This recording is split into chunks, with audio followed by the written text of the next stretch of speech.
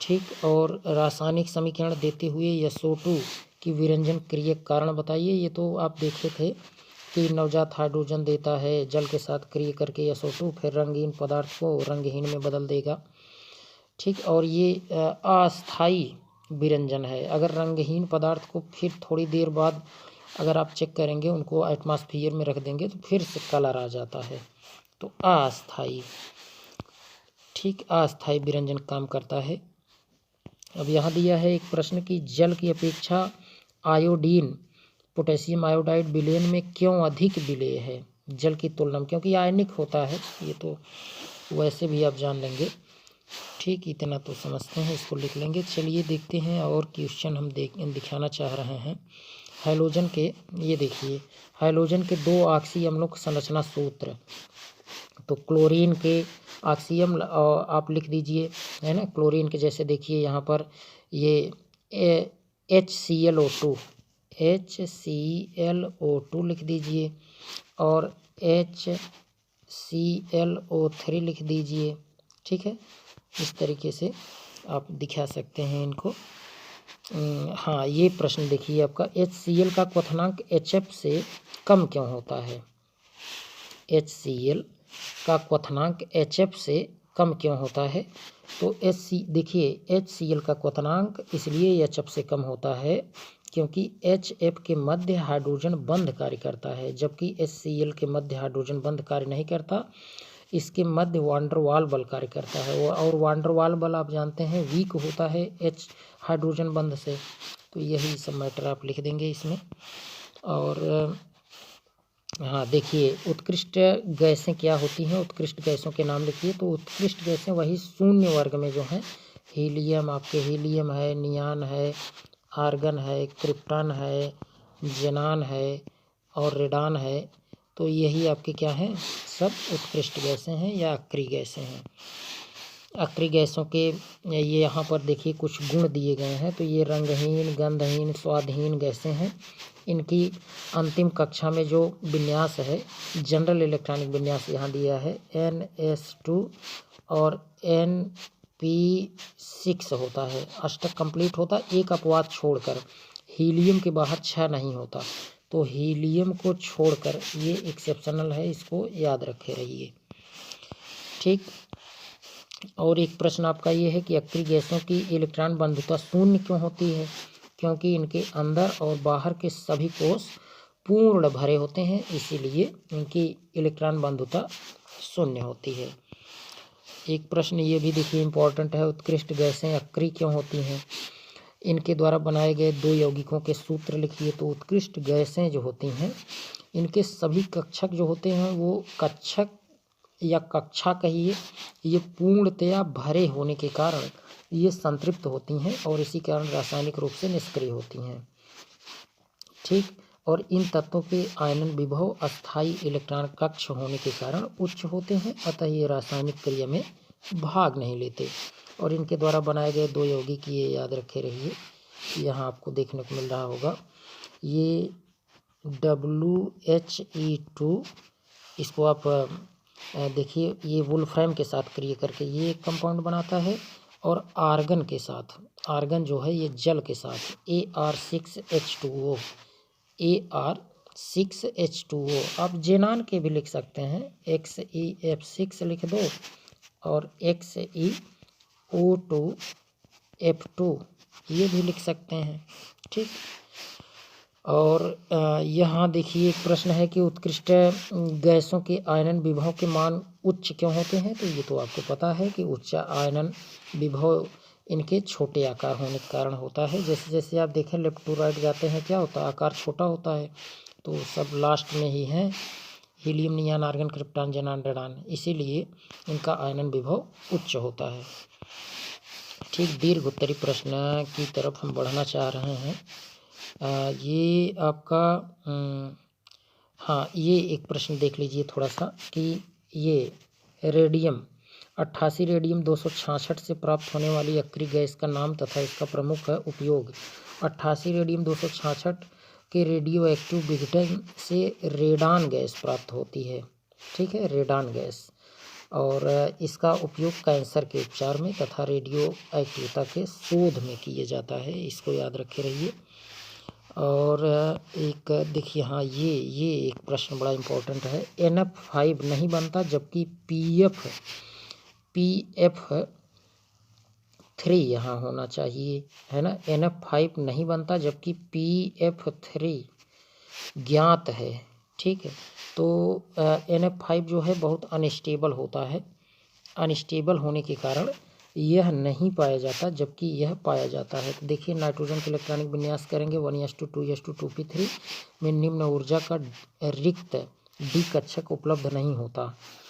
D कक्षक नहीं होता nitrogen में, आप जानते हैं, और इसीलिए यह NF5 नहीं बनाता जबकि NF3 ये बना लेता है, क्योंकि डी कक्षक नहीं होता तो 3 तो इसके बाहर हैं ही, तो बना लेगा, ठीक, जानते रहिए।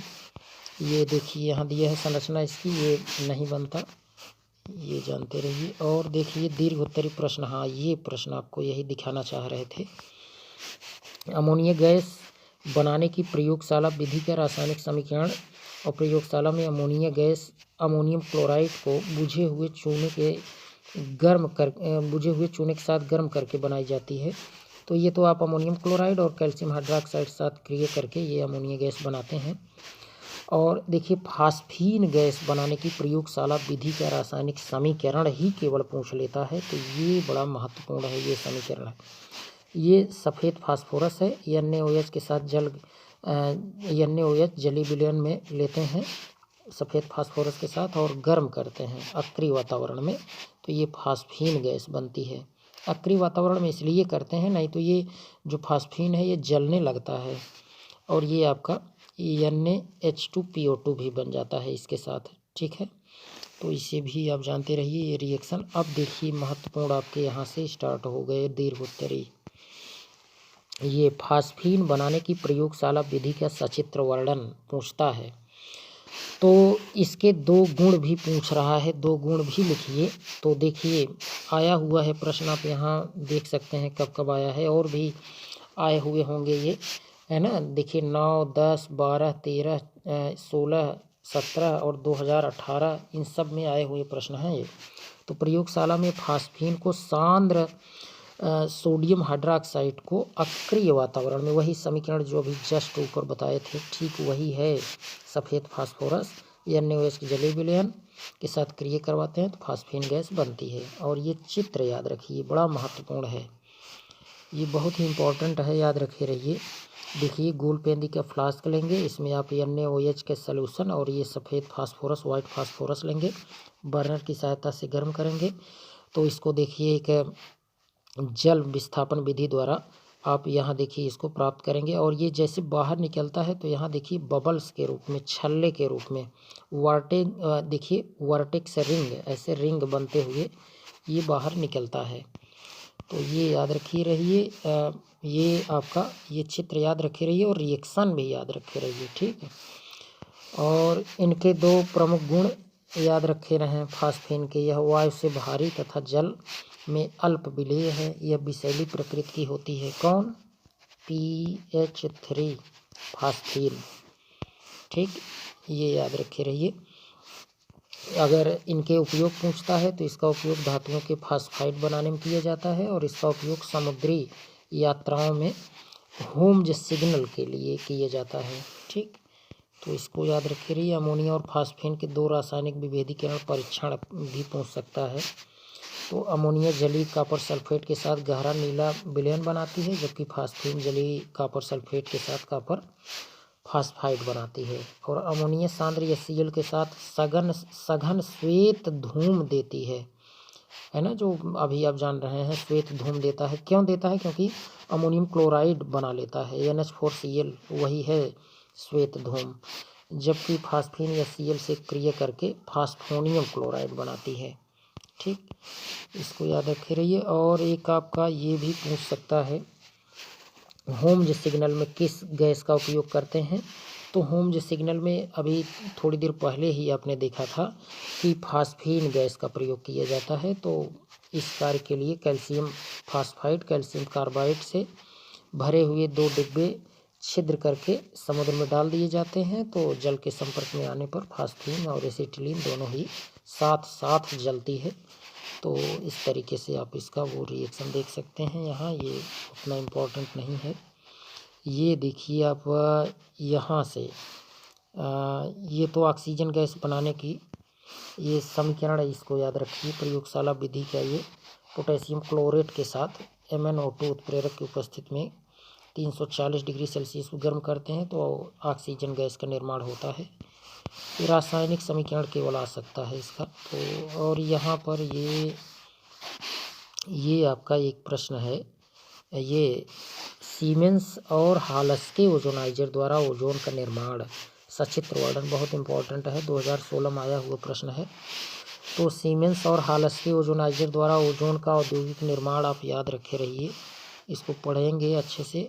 देखिए, ओजोन का औद्योगिक निर्माण सीमेंस और हाल्सके ओजोनाइजर द्वारा किया जाता है। और ओजोनाइजर की जो रचना है वो नीचे अभी संरचना दी गई है। यह ओजोनाइजर लोहे का एक बॉक्स होता है, लोहे का बना बॉक्स होता है। इसमें कांच या पोर्सिलोन की कई बेलनाकार नलियां होती हैं और इन नलियों में एल्युमिनियम की छड़ें लगी होती हैं जिनका निचला सिरा कांच की प्लेट पर टिका रहता है। ये छड़ें इलेक्ट्रोड का कार्य करती हैं और उपकरण में, देखिए उपकरण को, यहाँ फिगर अभी मिलेगा आपको, ये उपकरण को ठंडा रखने के लिए बेलनाकार नलियों के चारों ओर ठंडा जल लगातार प्रवाहित करते हैं। देखिए यहाँ ठंडा जल यहाँ से प्रवाहित करेंगे और ये यहाँ से फिर बाहर निकल जाता है। ठीक, ये चित्र आप देख पा रहे होंगे। और लोहे के बॉक्स को भू संपर्कित करके छड़ों को लगभग 10,000 वोल्ट के विभव पर रखा जाता है। तो 10,000 वोल्ट के विभव पर भी इसको रखते हैं। यहाँ देख रहे हैं ये विभव उत्पन्न करवाते हैं। और इस तरीके से ओजोनाइजर के निचले भाग से शुद्ध और शुष्क ऑक्सीजन गैस की मंद धारा ओजोनाइजर में प्रवाहित की जाती है। तो यहाँ से देख पा रहे होंगे आप, ये यहाँ चेक करिए, यहाँ ड्राई ऑक्सीजन या फिर ड्राई एयर इसमें प्रवाहित करते हैं। ये नलियाँ हैं, आप देख पा रहे हैं, ये नली हैं।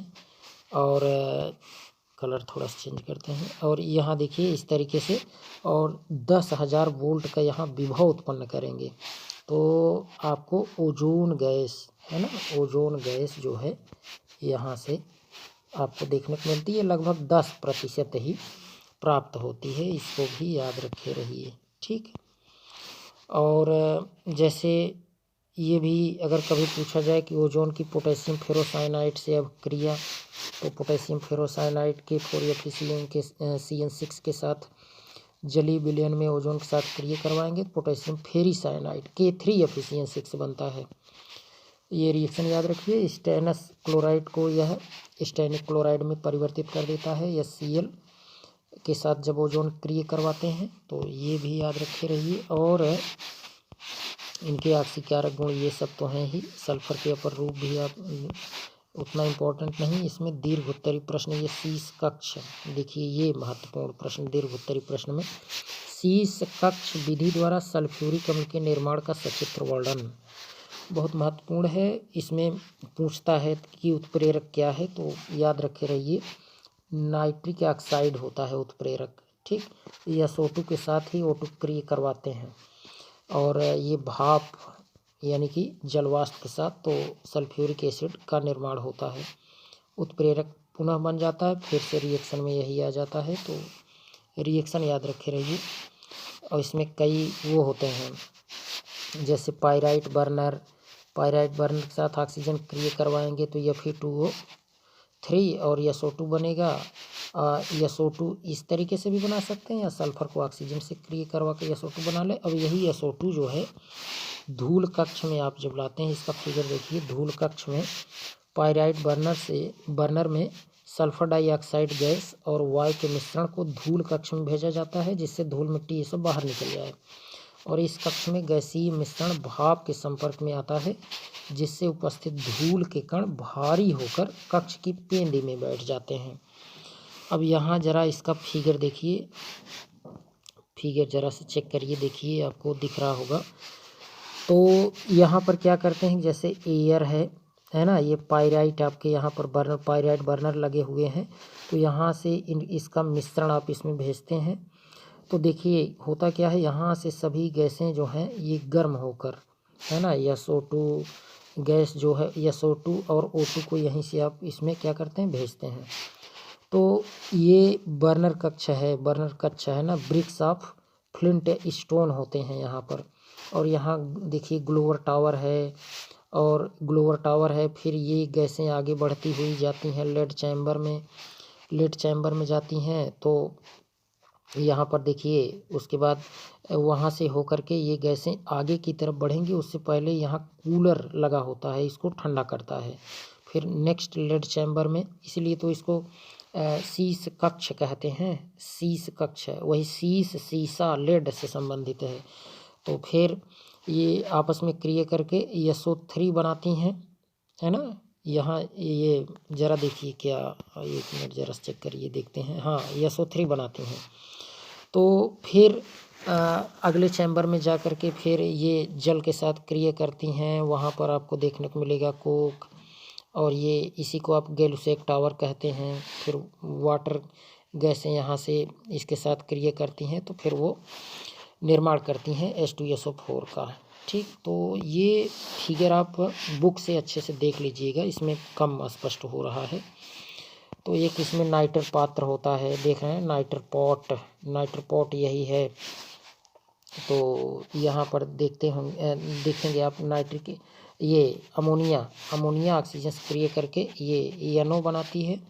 और यही जो आप देख रहे हैं NO नाइट्रिक ऑक्साइड, ये ग्लोवर टावर में जाती है, ग्लोवर टावर में जा करके ऑक्सीजन से क्रिया करके NO2 में बदल जाती है, फिर SO2 के साथ क्रिया करके जल की क्रिया करवाते हैं, तो H2SO4 बनता है। ठीक इस तरीके से। और ये NO के साथ क्रिया कर, कभी कभी क्या है कि योगात्मक क्रिया करती है, तब भी जल के साथ क्रिया करवाते हैं, फिर H2SO4 बन जाता है। तो शीश कक्ष में देखिए यही SO2 O2 और NO H2O क्रिया करके ये बना लेते हैं सल्फ्यूरिक एसिड। ठीक, तो इस तरीके से आप सल्फ्यूरिक एसिड बनाते हैं शीश कक्ष विधि द्वारा, इसे याद रखें। और सल्फ्यूरिक अम्ल, देखिए ये प्रश्न बड़ा इंपॉर्टेंट है। सल्फ्यूरिक अम्ल एक ऑक्सीकारक एवं निर्जलीय कारक है, इसके एक एक उदाहरण दीजिए, खूब प्रश्न आया हुआ है। तो ऑक्सीकारक गुण H2SO4 जानते हैं, इसको हीट देंगे तो SO2 H2O नवजात में टूटेगा। अब यही आप देखें, यही जो है ये HBr तथा HI को क्रमशः ब्रोमीन और HI में ऑक्सीकृत कर देता है। कौन? यही H2SO4। तो H2SO4 देखिए HBr के साथ क्रिया करवाए तो ब्रोमीन में ये उसको ऑक्सीकृत कर दिया, और HI के साथ अगर H2SO4 क्रिया करवाए तो HI में, और SO2 H2O तो ये तो कॉमन है दोनों में। ठीक, जानते रहिए। और अगर देखिए कार्बन और सल्फर के साथ क्रिया करवाएंगे H2SO4 की, तो ये कार्बन डाइऑक्साइड में और सल्फर को सल्फर डाइऑक्साइड में परिवर्तित कर देता है। तो ये जानते रहिए। यहाँ SO2 भी बनता है, जल तो दोनों में कॉमन है। ठीक, और निर्जलीय कारक गुण क्या है? निर्जलीय कारक गुण में ये जल को, ध्यान दीजिए, बाहर कर देता है, बाहर निकाल देता है। जैसे यहाँ देखिए चीनी के साथ क्रिया करवाएं H2SO4 का, तो कार्बन को अलग कर देगा और H2SO4 और ये जल बाहर हो जाएंगे। ऐसे अगर आप क्रिया करवाते हैं फार्मिक एसिड के साथ, तो कार्बन मोनोऑक्साइड के रूप में अलग, और H2SO4 वाटर अलग कर देगा। अगर ऑक्जेलिक एसिड के साथ क्रिया करवाते हैं H2SO4 की, तो कार्बन मोनोऑक्साइड CO2 और ये सल्फ्यूरिक एसिड और जल बाहर कर देगा। ठीक, इस तरीके से ये आपके इम्पोर्टेंट क्वेश्चन हैं, इनको जानते रहिए। और अंतरा हैलोजन यौगिक एक पूछता है, इसको थोड़ा सा देख लीजिए। ठीक है, अंतरा हैलोजन यौगिक, ये प्रश्न देखिए, अंतरा हैलोजन यौगिक क्या है? जब हैलोजन से ही क्रिया कर ले और यौगिक बनाए तो उसी को अंतरा हैलोजन यौगिक कहते हैं। ठीक, उदाहरण पूछा है AB3 प्रकार के क्लोरीन तथा फ्लोरीन के अंतरा हैलोजन यौगिक बनाने का रासायनिक समीकरण। तो समीकरण देखिए यही है, सिंपल यहाँ देखिए Ab3 टाइप का, ये ज़रा चेक करिए, देखिए ध्यान से। Ab3 प्रकार के क्लोरीन और फ्लोरीन बनाने के लिए क्लोरीन फ्लोरीन क्रिया 300 केल्विन पर करवाते हैं। 300 डिग्री सेल्सियस, केल्विन में अगर करेंगे 273 जोड़ना पड़ेगा, तो ये ClF3 बनता है। यही हाइड्रोजन से क्रिया करके जो यौगिक बनाया, यही अंतरा हाइड्रोजन यौगिक है। ठीक, तो इसे जानते रहिए। और देखते हैं इम्पोर्टेंट क्वेश्चन, ये इलेक्ट्रॉनिक विन्यास वाला, ये इलेक्ट्रॉनिक विन्यास ध्यान दीजिए, नाइट्रोजन परिवार के तत्व, ये ध्यान दीजिए दीर्घ उत्तरी प्रश्न है, तो इनको तो पढ़ के जाइएगा, अच्छे से खूब कर लीजिएगा। ठीक, इलेक्ट्रॉनिक विन्यास, अब ये सब तो आप कर ही लेंगे। हैबर विधि देखिए, बड़ा महत्वपूर्ण, वेरी वेरी इंपॉर्टेंट। हैबर विधि द्वारा अमोनिया के औद्योगिक निर्माण का नामांकित चित्र सहित वर्णन पूछा जाए तो इनके प्रमुख गुण और उपयोग भी लिखना है। खूब आया है, देखिए 9, 10, 11, 12, 13, 14, 15, 17। ठीक, तो हैबर विधि सिद्धांत, ये अभिक्रिया सभी को याद होगी, है ना। N2H2 क्रिया करता है तो ये अमोनिया बनता है। यहाँ थोड़ा सा याद रखे रहिए कि Fe आयरन और मॉलिब्डेनम के प्रेजेंस में यह क्रिया होगी। और उत्प्रेरक ये Fe है, मॉलिब्डेनम क्या है, वर्धक है। और यहाँ 500 डिग्री सेल्सियस यहाँ टेम्परेचर देते हैं और 200 वायुमंडली दाब देते हैं, ये भी याद रखे रहिए। ठीक, और ये जानते हैं कि ये उत्क्रमणीय दोनों दिशाओं में होता है, ये अपघटित होकर पुनः इसी में बदल जाता है।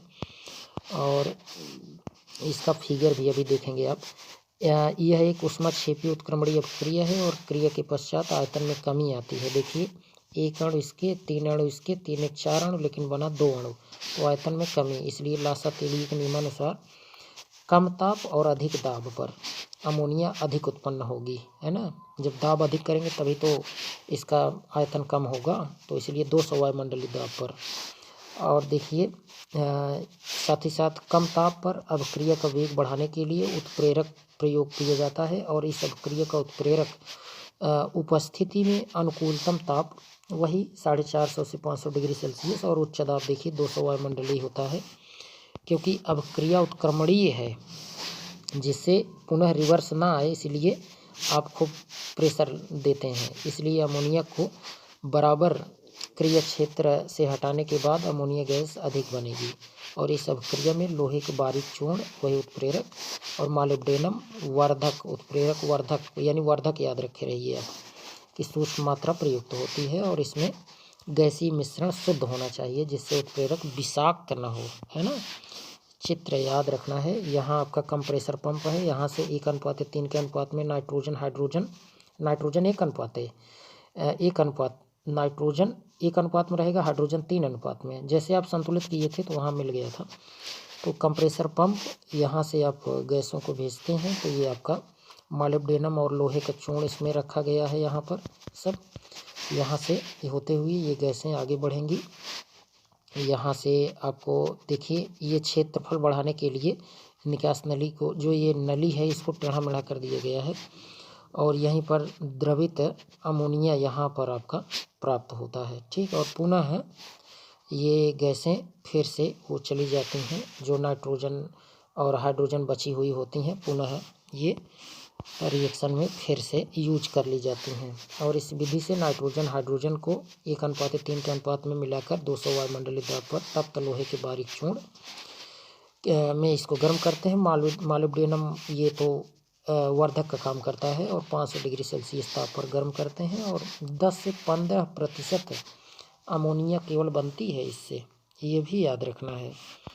और रासायनिक गुण ये सब तो आप जानते हैं। और ये देखिए क्या है, प्रयोगशाला में नाइट्रस ऑक्साइड, ये उतना इम्पोर्टेंट नहीं है। जो आपका ये ओस्टवाल्ड विधि द्वारा, ये जरा देखिए, ओस्टवाल्ड विधि द्वारा नाइट्रिक अम्ल के औद्योगिक निर्माण का सचित्र वर्णन पूछा गया और खूब आया है प्रश्न।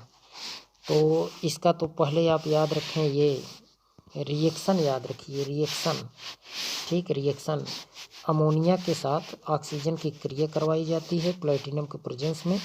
तो नाइट्रिक ऑक्साइड में यह परिवर्तित होता है और यही नाइट्रिक ऑक्साइड ऑक्सीजन से क्रिया करके NO2 बनाता है, फिर जल के साथ क्रिया करवाते हैं तो नाइट्रिक अम्ल बनाता है। और ये विधियाँ जो आप देख रहे हैं ओस्टवाल्ड विधि, इसमें अमोनिया गैस देखिए, अमोनिया गैस वायु से ऑक्सीकृत होकर नाइट्रिक ऑक्साइड बनाती है, जो फिर ऑक्सीकृत होकर नाइट्रोजन डाइऑक्साइड देती है। यह जल से क्रिया करके नाइट्रिक अम्ल में बदल जाता है। ये तो आप रिएक्शन के माध्यम से समझे हैं। और इसमें जो अमोनिया व वायु का मिश्रण लिया जाता है 1:9 के अनुपात में। और प्लेटिनम उत्प्रेरक याद रखे रहिए, प्लेटिनम जाली होती है 650 से 800 डिग्री सेल्सियस पर गर्म करते हैं तो बनता है। इसका फिगर याद रखे रहिए, ठीक है। फिगर देख लीजिए, ये आपके इसमें प्लेटिनम की जाली लगी हुई है। यहाँ आप लगभग 650 से 800 डिग्री सेल्सियस टेम्परेचर देते हैं तो यहाँ पर अमोनिया और वायु यानी वायु मतलब यहाँ ऑक्सीजन की बात हो रही है, तो ये क्रिया करके NO बनाएंगे, फिर NO ऑक्सीजन से क्रिया करके NO2 और फिर देखिए जल प्रवाहित करेंगे तो HNO3 बन जाता है। ठीक, इस तरीके से आप इसको जानते रहिए। और यही आपके लगभग जो फास्फीन वाला तो ये तो आप देख ही चुके हैं, है ना, इसको याद रखिएगा ये रिएक्शन। तो ये आपके इम्पोर्टेंट क्वेश्चन थे इस चैप्टर से, और आप इसको बस ये केवल आपको याद दिलाना था और अच्छे से इसको आप बुक से पढ़ लेंगे। ये बड़े महत्वपूर्ण प्रश्न हैं। तो आज के लिए इतना ही। थैंक्स।